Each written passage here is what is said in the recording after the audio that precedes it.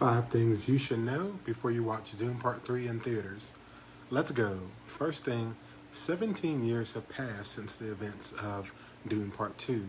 Not 12 like the book. Villeneuve deliberately extended the jump for his own creative purposes, I'm sure. Paul is emperor now. He won. Winning is a little subjective in terms of Dune.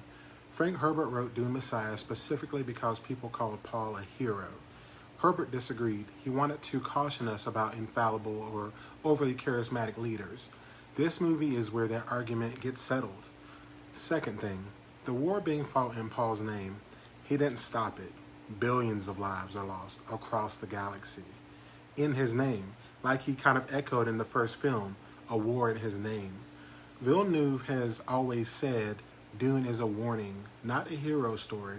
Part 3 serves as the epitome of that message. Third thing, Alia, Paul's sister.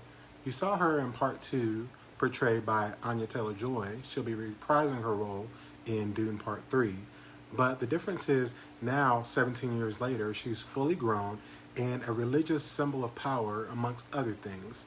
Villeneuve has called her the anchor of this film, not a supporting character, the anchor. That's going to be a big deal. Keep your eyes on her, because I'm sure things are going to get really crazy. Fourth thing, Robert Pattinson played Scytale, a face dancer. To keep it simple, he is someone who can look like anyone. Not a conventional villain. I think he will be really instrumental in potentially the attack on Paul. I think we're going to be impressed by Pattinson's portrayal of the character. And Chani is back, of course. Interestingly, in the book, Chani never really leaves Paul's side. But Villeneuve changed that completely in Part 2. She actually walked away from Paul, literally rode off into the desert on the back of Shai-Hulud as soon as he married Princess Irulan. Villeneuve will have crafted something even more interesting dynamic-wise between the two characters, and I'm ready to see what it is.